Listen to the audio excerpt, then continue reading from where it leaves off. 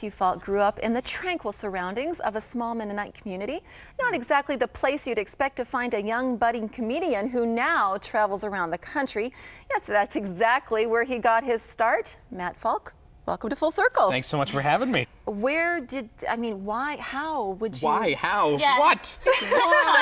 Inside. Normally do stand-up comedy. I think Yeah, that's where I Anne's know, going. that's where I'm going with that. I don't picture that really. If they do, it's not good. Well, apparently they do a lot of Low German stuff in Low German, which is apparently funny, but I don't think it is because I can't understand it, so I don't know. But no, not a lot of people. I'm one of the few. I think there's 2 Mennonite comics in the whole country that are doing it. Oh, really? Yeah. Wow. How are your parents about this? They're very supportive. They're too supportive, actually. My father is. What's too supportive? Yeah, well, my dad's always driving me, like if he drives me to a show or something, like way off and he wants to come with me, he'll always try to tell me jokes to put in the act. Give you some Help you Yeah, out. like he'll always be like, hey, you should talk about how George Bush was stupid. And I'm like, Dad, I can't do that anymore. George Bush isn't on president. But yeah, he's always trying to help him. No, but do you use a lot of your family as Yes. as material? And how does that go over with them? It goes well. I make fun of my Opa a lot. He comes from Russia. He doesn't get offended because he doesn't understand English very well.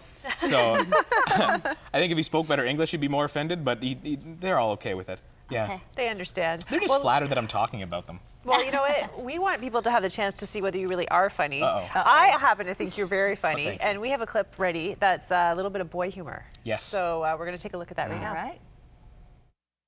I wanted to lose weight, so I finally went to the health food store and I said, "Okay, give me something to lose weight.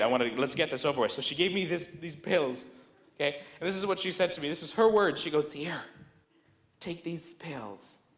These are gonna help clean out your colon." Those are her exact words, clean out your colon. I think what she meant to say was, you should probably just stay home tonight.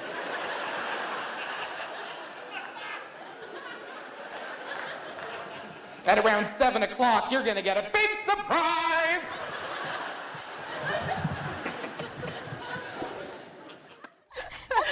Gross. Yeah, I know. See? Gross. See? But it's hilarious. That's all that super comes funny. to my mind. That's it. But we laugh about Yeah. these things. It's Sure. so good. So how do you, a clean comic, it's almost like an oxymoron. Kind of. Right, It can well, be. it can be. So how does that work? Like you're going to bars and clubs and sort of the secular places. Does it work? Do people Yeah. get uncomfortable or? It is more difficult to write clean comedy because if you put a swear at the end of a joke, people laugh. And that's just unfortunately the way it is. So to write clean comedy is way more difficult, but it does pay off in the end. It's smarter, people do appreciate it, and you can do corporate shows, which pay more money. So And families? exactly, Yeah. yeah, you can do church shows, family shows, stuff like that. So if you do want to progress, clean is really the way to go. Harder work. Much it is harder. harder to be genuinely funny without resorting to the cheap shot and the bad language. It really is. It really is. But it strengthens your writing ability. You're able to write for more things like sitcoms and theater shows, stuff like that, because everybody wants clean. I mean, dirty is really only acceptable in comedy clubs. So if you write dirty, then you're kind of stuck in that one area. Well, I was at a comedy club a little while ago, and it was so bad and so dirty. A bunch of us got up and left, and then actually a number of other people followed, and we actually complained, and they actually took them off. But it was really like it came to a point where it wasn't funny anymore. It was actually offensive, and so it's so refreshing to know that there's actually clean comedy where you can laugh and about poo jokes and bodily functions. And I don't just do poo jokes. We've Everyone that labeled wants you to now. know. I'm sorry, There's Matt. more to me than what's inside me. That's what I'm saying. Wow, that was a good one. Very good. How do other comedians respond to this then too? Because I'm sure from their perspective, you know, that they think it's going to lose an edge if you can't go certain places. Absolutely. They understand the business side of it though, so they know that being clean means more money in the end. So they respect that, but their version of clean is often quite different than my version of clean. So they have a word for me. It's called squeaky clean, which is clean to the extreme. So they look at that as kind of like, okay, church and Christian kind of humor, and they kind of push it aside. What I really want to do is I want to bring that kind of comedy into the real world and push that everywhere, and not just say that's only for the church. I want that to be everywhere. Do you use the word ministry? When you Not on stage. no. No, because that shuts people down pretty quickly. This is my ministry. Is he preaching to Yeah, us? what is What do I do? No, but I do call this my ministry. Yeah. I mean, I'm being a light in the darkness. That's what I'm trying to do, at least, and I want to share God's love, and this is my gifting. This is all I have. I'm not athletic. I'm not that smart. So this is what I have. I have humor, and I want to go out and share God's love with it as best I can. I really love that because, this is just my own personal viewpoint, but the Bible says go into all the world and bring the good news to people. And somehow it seems to me in the church we've taken it to mean no, we're going to create our own culture in our own church, and then we're going to invite people to come in and to a place where we're comfortable with our culture and our friends and our environment, and then they have to hear our message in our language, which they don't even speak. Yeah. And that seems to me that we've kind of reversed things. I think church is a place to grow and be discipled, but the evangelism, the way to meet people is we have to go out of our comfort zone, speak other people's language, go into their culture, and be relevant with our message. Because it must be uncomfortable. Like what Cheryl's saying, it's uncomfortable sometimes to go into clubs and bars, right? Absolutely. The worst part is most comedians have their worst stuff and dirtiest stuff right at the end of their set. So if I'm, let's say, hosting a show, I have to go on right after them. So even if I walk out for the middle, I still have to catch the worst stuff right at the end. And for a Christian guy who's trying to keep his life pure and try to keep my mind and my heart pure, I don't want to listen to that kind of stuff. So often I find, it sounds lame, but I find myself in the back of the club kind of plugging my ears. I mean, not because I'm a prude, but because You're trying to protect your heart. I'm trying to keep my heart clean and try to keep my mind clean. So it is difficult, but it's worth it in the end. What's the response been for people? Have people booed you or have people been really affirming after the show? No, I've never been met with hostility because I was clean. I've been met with silence sometimes. Like I've done like bar shows in small towns. Those are the hardest because they just want filth. They just want you to swear. So when I'm clean and I don't compromise, I know what they want, but I don't give it to them. Then they just kind of shut down. They don't necessarily boo, but they'll start talking to each other and whatnot, and that's okay. I mean, those are the kind of gigs you just kind of keep walking through. talk That's like about the light in the darkness. You'd be like a beacon. So counterculture in your genre, really, with what you bring. Now, I understand you're not uncomfortable to talk about your weight loss challenge. No, it's something I'm going through. I mean, my doctor told me about a year and a half ago, 2 years ago, that I had to lose 60 pounds. 60. 60. 6-0? You're gonna 6 disappear. 0. Yeah. No, and you guys can't tell a lot. I suck in. Are you wearing Spanx? 2 pairs. No. The estrogen is flowing. Perfect on the couch then. Well, but think about that number too, 60 pounds. That's twice the weight of Justin Bieber, okay?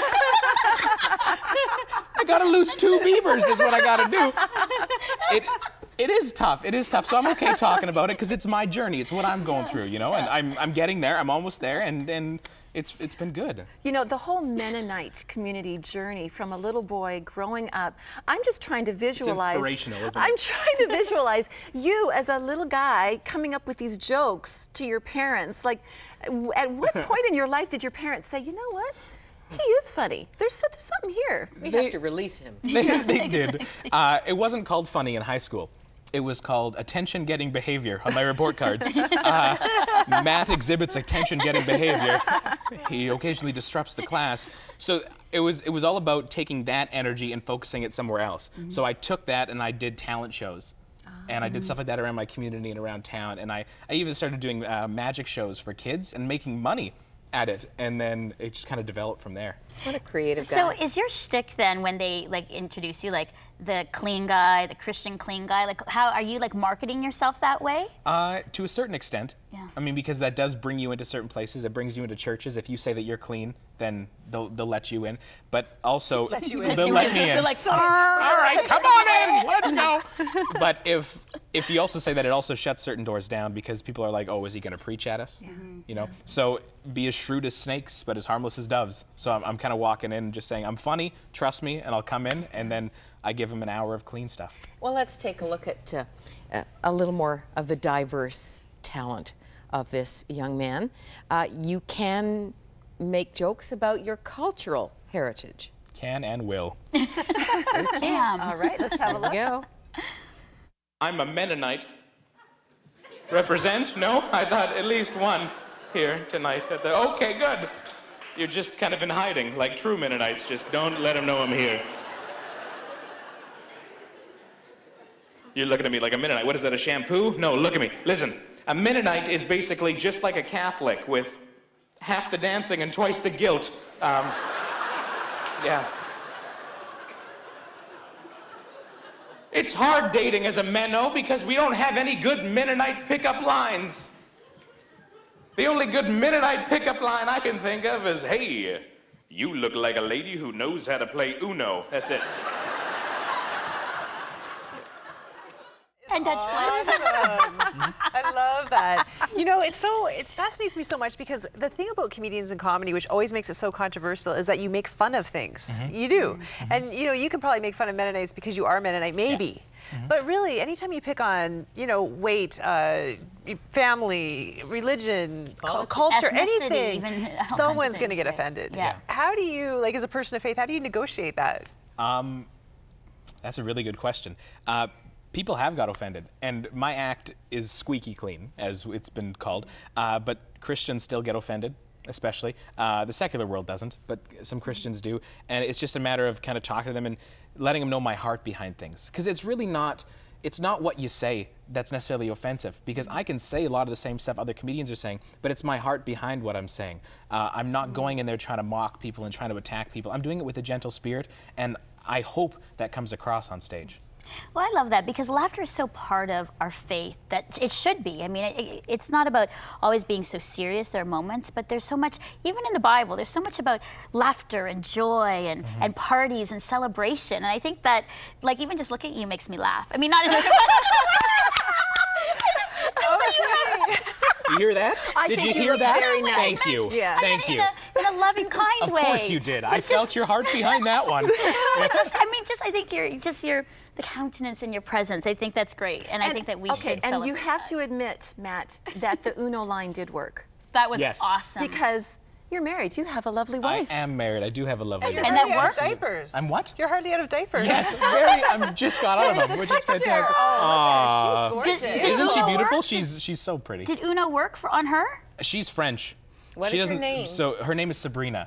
Oh, So she didn't go for the Mennonite pickup lines. I just had to use good old-fashioned charm. I don't know how I got her. Exuding, actually. Well, thank you. Women love funny men. It's true. It's true. And then she found out we don't make any money, and now she's stuck with me. That's even funnier. So what's the key for comedy? Because if I say I wanted to be a part-time comedian, you know, what's the key? Is it like how you say the joke more than that the joke is really funny, or what is it? Delivery has a lot to do with it, but honestly, I would say the key to being a successful comic is stage time. So there is no such thing as a part-time comic. If you want to be a part-time comic, you're never going to get anywhere.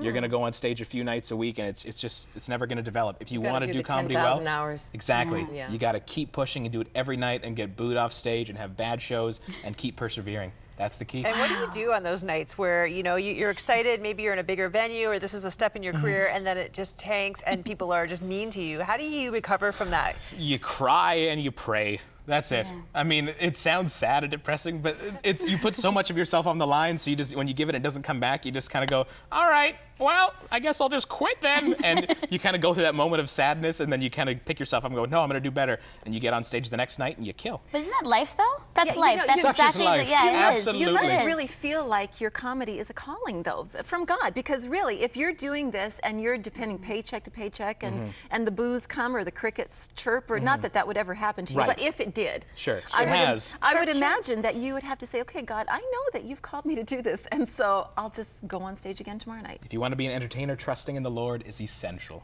You're helping yeah. people live longer. Yeah, Because if we laugh more, we will. that's right. Well, you're all welcome.